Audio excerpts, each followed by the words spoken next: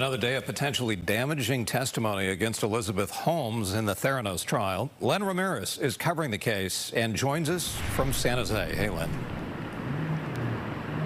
Hey there. A former Theranos project manager was on the witness stand today, and he laid out how Elizabeth Holmes often would orchestrate tours of the company's technology for investors and the media, and she orchestrated those tours often to hide the fact that the technology at Theranos often failed.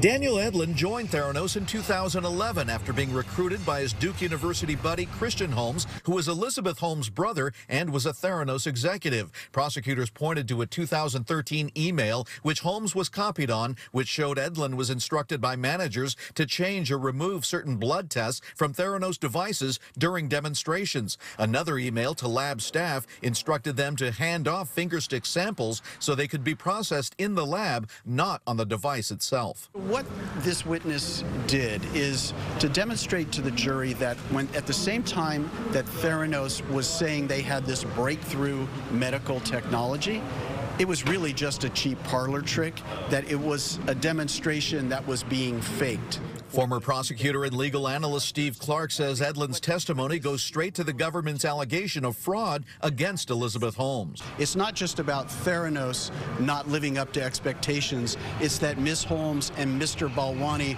were making outright fraudulent representations to induce investors to join the Theranos team.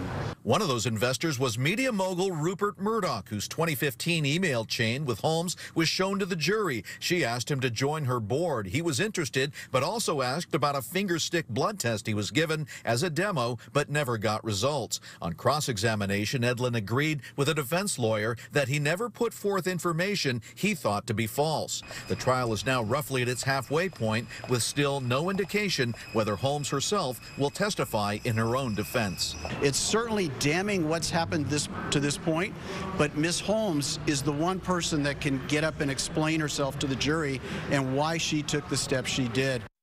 So, Len, you said they're halfway through in the trial. At what point do the defense lawyers decide whether or not to put her on the stand?